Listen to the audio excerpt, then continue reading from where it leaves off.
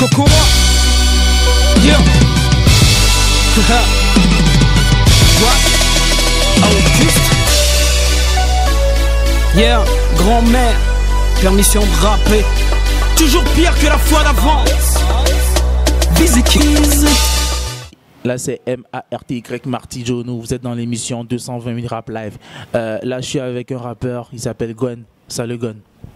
Salut la famille, salut les fans et tout. Voilà, c'est Gwen, G-U-E-N, artiste togolais, spécialité hip-hop. Dis-moi, comment passe-t-on de simple consommateur à rappeur et quel a été le déclic chez toi? Enfin, ce sont mes cousins à la base, hein, mon grand frère et puis mes cousins. Parce qu'ils aimaient à l'époque du rap.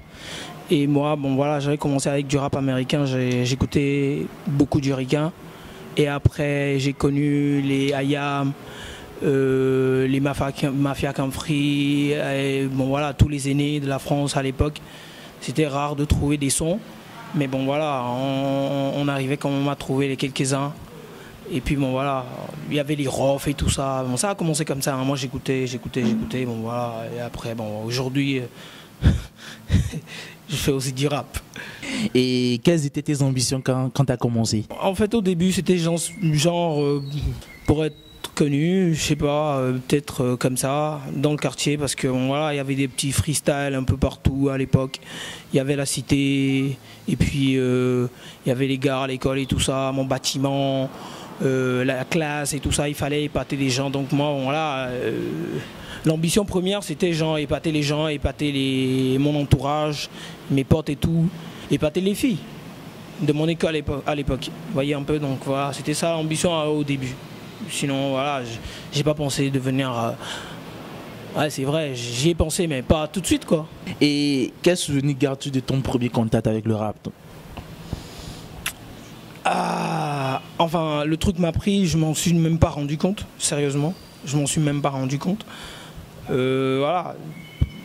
J'avais eu une enfance bercée par les Gadi Sely, les Koffi Olomide, tout ça, parce que c'est les Mbilia Bel et tout ça, c'est ce que ma daronne écoute tout le temps. Mon vieux aussi, c'est ce qu'il écoute. Donc voilà, avec les cousins, ça a changé radicalement.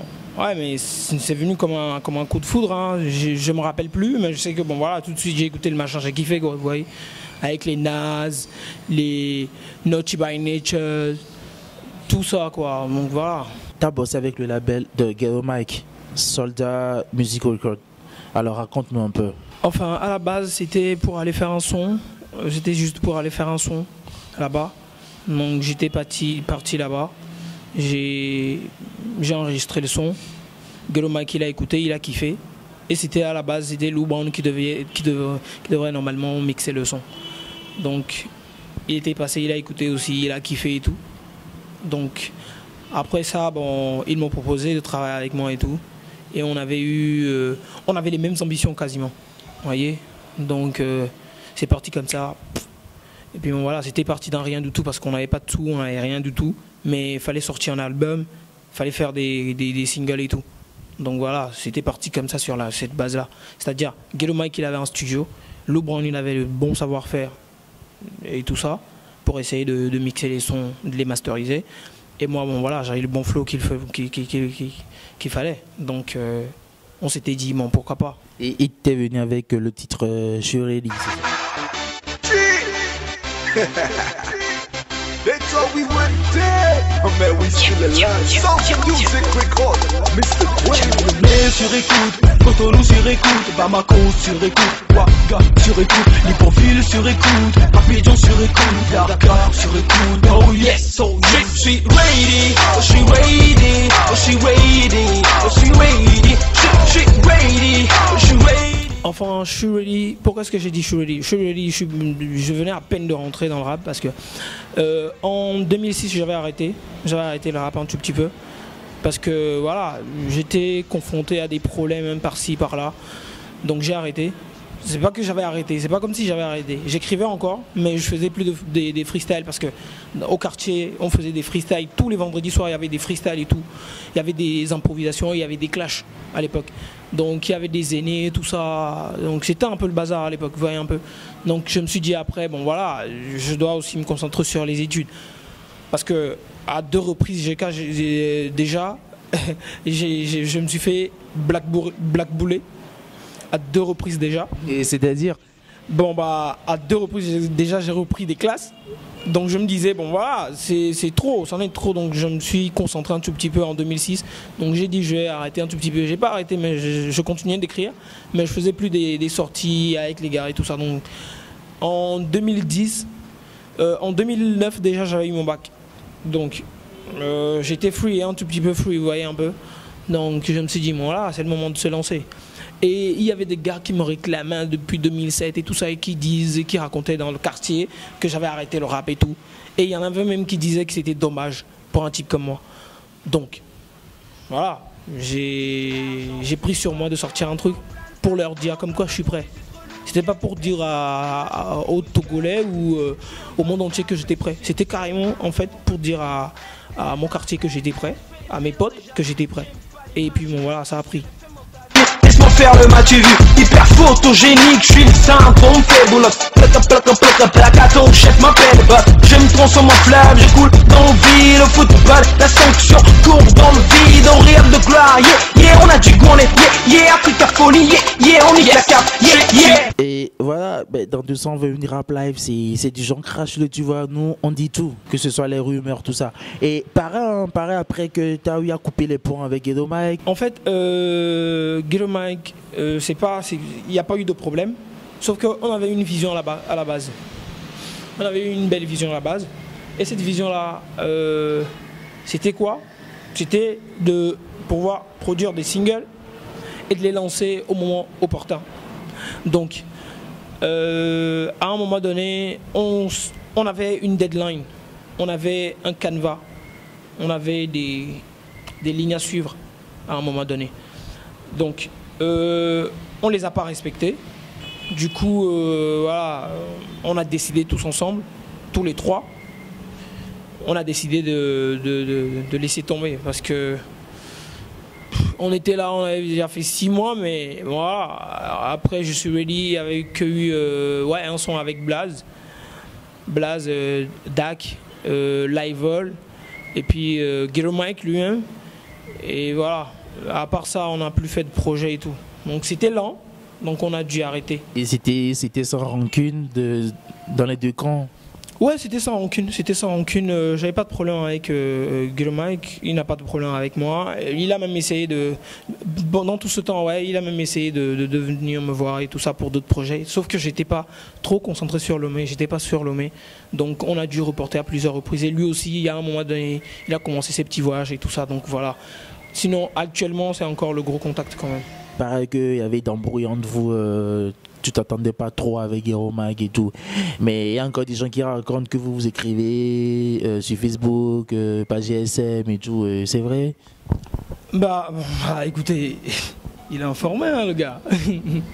Bon, truc là, les rumeurs, moi, bon voilà, ça compte pas.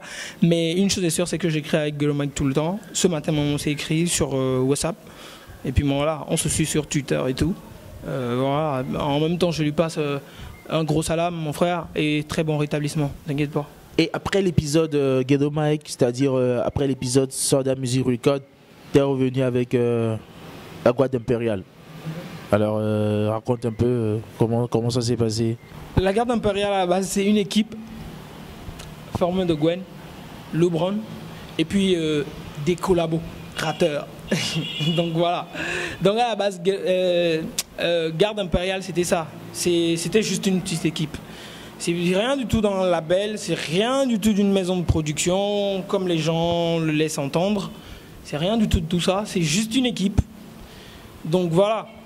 On essaie de faire les choses bien là-bas et puis voilà. Avec la Garde Impériale, je rappelle que tu es venu avec ton premier single, ton premier vrai single. Beaucoup le considèrent même comme un classique. Oh, it's almost blinding me. I can't believe I've been touched by an angel with love.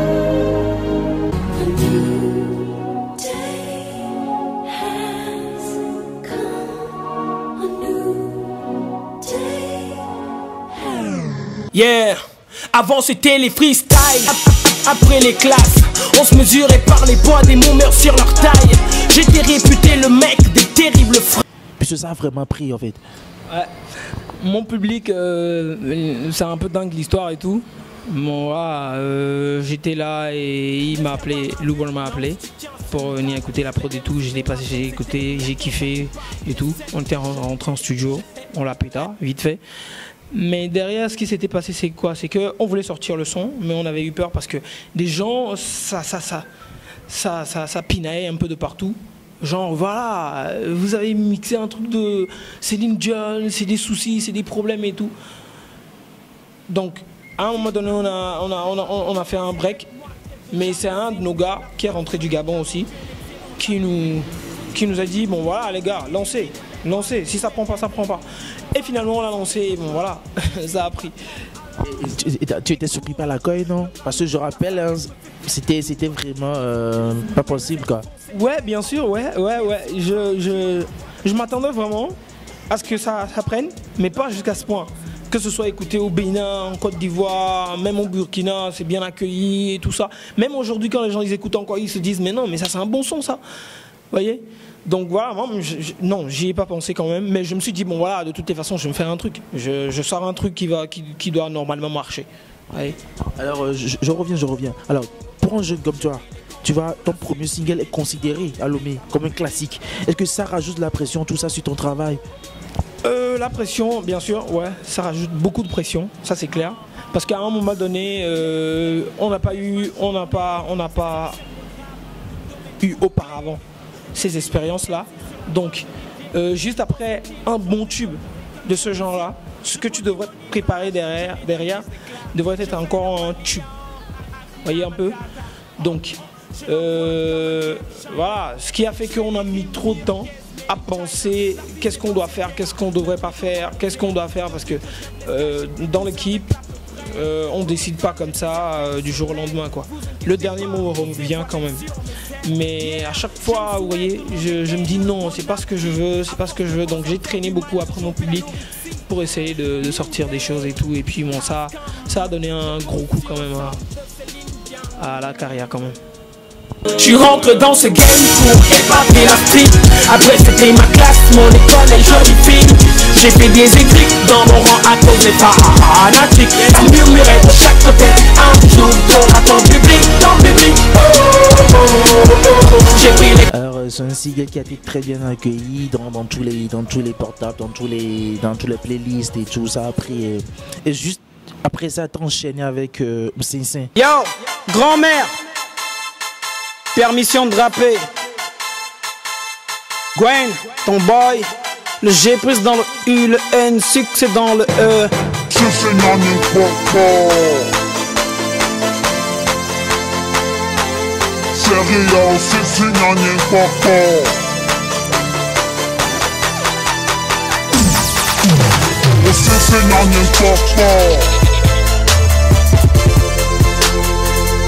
Au Cessin, en fait, le son, je l'avais enregistré avant mon public. Au Cessin, c'est un son que j'avais enregistré en 2009, juste sur un coup de tête aussi, comme ça, c'était parti. Et puis bon, voilà, on avait voulu faire un truc genre, c'était en studio, on disait au Cessin, j'avais fait une prise en one shot, et il y avait des gars qui disaient Aja au Cessin. Donc voilà, le lendemain, on l'a fait vite fait. C'était juste un truc vite fait, bâclé et tout. Mais bon, les gens disaient mes collaborateurs voulaient que je clippe le son et tout ça. Donc on a clippé. Voilà.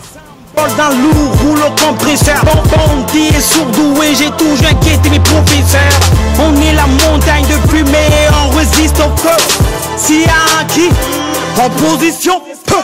Il y a un son qui cartonne, parce que c'est le dernier. C'est le dernier truc que tu as fait, c'est le titre Gentil Nègre. Alors tu nous parles un peu de ce son. C'est un son, franchement, c'est un son que moi j'ai vraiment adoré. Voilà quoi. Le Gentil Nègre. Gentil Nègre, ouais, c'est le nouveau single actuellement en date.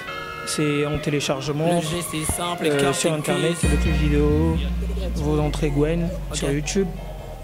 Gentil Nègre et voilà. Et aussi sur la page officielle Gwen Official. Ok.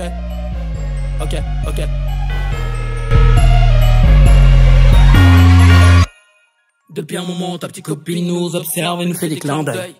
Surveille-la tout de suite, je surtout pas de créer des problèmes. Depuis un moment, ta petite copine nous observe et nous fait des clins d'œil. On n'a vraiment pas de limite, c'est ça la mauvaise nouvelle. Il me semble qu'elle veut goûter, la belle gentille nègre. Il me semble qu'elle veut goûter, la belle gentille nègre. Il me semble qu'elle veut goûter, la belle gentille nègre. Il me semble qu'elle veut goûter, la belle gentille nègre. Enfin, par rapport à Gentil Nègre, c'est vrai, des gens essaient de dire que j'ai été cru. J'ai été trop cru parce qu'il y a des contenus pas trop, vous voyez, un peu entre guillemets. Mais moi, en fait, moi j'ai essayé juste dans Gentil Nègre de lever le tabou sur le sexe. Tout le monde fait du sexe, tout le monde parle du sexe. Mais bon voilà, ils n'ont pas envie de l'assumer. Vous voyez, moi j'en parle. Je banalise en fait le sujet. Je parle du sexe, je banalise. Pour que par exemple un jeune qui est dans la rue, ou un jeune qui sera encore, qui est en 6e ou en 5e, dès qu'il va écouter Gentil Nègre, il va se demander mais ça parle de sexe là. Et alors derrière, ce qu'il y a c'est quoi? C'est que moi j'aimerais pousser plutôt les grands frères parce que ça fait pas partie de nos habitudes. Un grand frère qui appelle son petit frère qui lui dit bah le rapport sexuel ça vient parce que t'es déjà grand, t'es déjà adolescent, t'as déjà 14 ans, t'as déjà 15 ans. Alors on en parle, on banalise le sujet, on en parle, on lui dit bah mets un préservatif parce qu'il y a un qui va avec le sexe. T'as pas peur d'être censuré? C'est vrai, il y a des radios qui disent voilà, le son il est censuré et tout, nanana.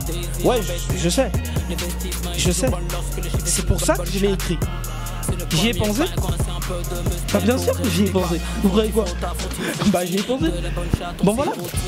Alors dis-nous c'est quoi le Gentil Nègre? La phrase là, ça veut dire quoi Gentil Nègre? Voilà, le refrain il fait quoi? Depuis un moment, ta petite copine nous observe et nous fait des clins d'œil.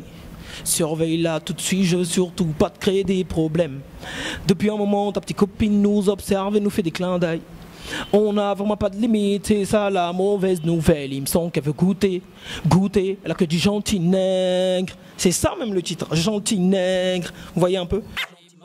Depuis un moment, ta petite copine nous observe et nous fait des clins d'œil. Surveille-la tout de suite, je veux surtout pas te créer des problèmes. Depuis un moment, ta petite copine nous observe et nous fait des clins d'œil.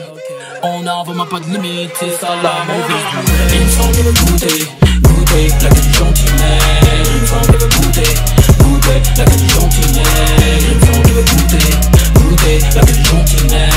Il me semble qu'elle veut goûter, la belle gentille nègre. Dans l'industrie du hip-hop togolais, tu changerais quoi? Je changerais uniquement les promoteurs.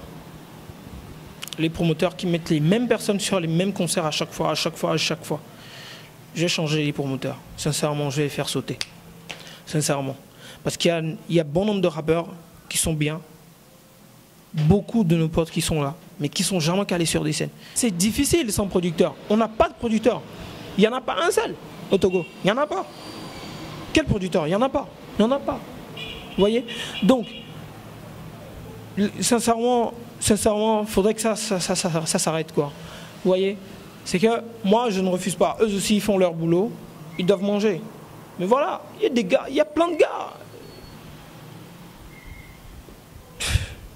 Sincèrement, je suis désolé. Ouais. On comprend l'émotion, vous savez. Voilà, on comprend l'émotion. Vas-y, tu sais, maintenant, il y a un truc qui se passe à Lomé, surtout dans le rap game, quoi. Tu vois, il y a des jeunes qui s'envoient des pics par là, par ici. Tu vois, même des artistes confirmés qui s'envoient des pics et tout.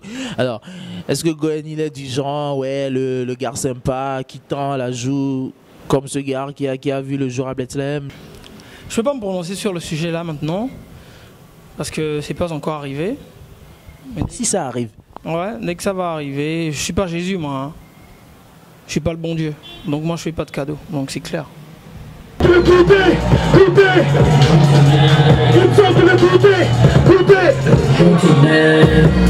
toi de 1000 kilos de cul, attends, faudrait que je retire.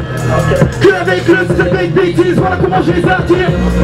Que gentil, blague par-ci, pour toi, ça peut te faire plaisir.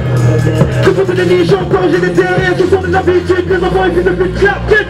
Fantôme sur me fait le sexe, ça aussi ça le rend célèbre. J'ai du mal à croire qu'on est vulgaire. C'est bientôt les All Music Awards. Est-ce que tu te prépares pour l'événement? Hip Hop Award, Music Award, jamais. Genre tu boycottes? C'est pas boycotter, c'est parce que le truc ça n'existe pas pour moi. Je suis désolé. Ça n'existe pas. Et si d'aventure t'es nominé? Bah je participe pas, c'est tout, c'est simple. Tu en veux au comité d'organisation ou quoi? Primo, ces gars-là, je les connais pas. Et puis moi, je vis avec un public, je vis avec les admirateurs. Donc voilà, je connais pas ces gars-là. Du moment où ils s'intéressent à ce que je fais, bah, je pourrais m'intéresser à eux aussi. Moi, je m'intéresse aux admirateurs, je m'intéresse à ceux-là qui m'écrivent sur Facebook, ceux-là qui me suivent sur Twitter, sur Instagram, un peu partout, ceux-là qui like mes pages et tout ça, ceux-là qui publient mes clips vidéo. Je m'intéresse à ces gars-là. Moi, je m'intéresse pas à ces gars de comité, je sais pas quoi. Moi, je m'en fous en fait. Il faudrait qu'on essaie de se mettre ensemble. Les faux promoteurs, faut les enrayer, faut les sauter. Voilà, les faux promoteurs. Et pour un coup de cœur, je sais que ça va sûr. Et pour un coup de cœur, j'aimerais qu'on laisse nos petites guéguerres et tout ça, qu'on essaie de se concentrer les gars. Parce qu'il y a beaucoup à faire. On a du taf et tout. Voilà. On ne sera pas jugé aujourd'hui, mais on sera jugé peut-être dans 10 ans. On sera jugé dans 15 ans. Qu'est-ce que Mike Flame il a fait pendant 15 ans? Qu'est-ce que Prince Mo il a fait? Qu'est-ce que Amron a fait? Qu'est-ce que Richard a fait? Qu'est-ce que Olibi a fait? Qu'est-ce que Pandi Cissé a fait? Qu'est-ce que Eric Kemsi a fait? Qu'est-ce que Willy a fait? Qu'est-ce que Gwen a fait?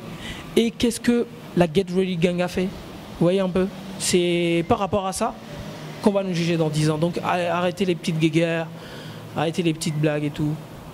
Bon, on va voir. De toutes les façons, on est déjà millionnaires. Les fans, ceux qui te suivent depuis le début. Je dis merci à tous les admirateurs, de Lomé jusqu'à Saint-Cassé, du côté de Bénin, du côté de Brazzaville, du côté du Gabon, du côté du Niger, du Burkina, du côté de la France, les gars là-bas, et Chiovo et toute la clique et tout. À mes gars Ostet et tout, Doc JN, Diescova, Elom Vai, à tous ces gars-là, ben voilà, je dis merci, vous voyez. Continuez de suivre le geste est simple et aux fans qui sont à l'intérieur du pays, qui sont à Lomé, continuez de me suivre. Essayez d'envoyer avec votre numéro Move, Gwen au 99 11. Et vous suivez mes actualités et tout ça, les sorties de son, les collaborations et tout ce qu'il y a derrière et tout. Donc voilà quoi, vous avez le geste est simple. Et ma page Facebook, Gwen Official, likez et puis voilà, simple geste. Avant c'était les freestyles, après les classes, on se sourit par des années pour lancer la taille. J'ai dit les bébés, le mec, les Jerry, le frappe. Sans tarder le public va ici en première classe. Et qui parle la grosse grave, tout d'abord il y a. À chaque fois qu'on vous marche, c'est la rue qui gagne. J'espère vraiment plus, mais on se tient sur le tas. Les MC de ma zone, c'était il y a qu'un seul coup pas.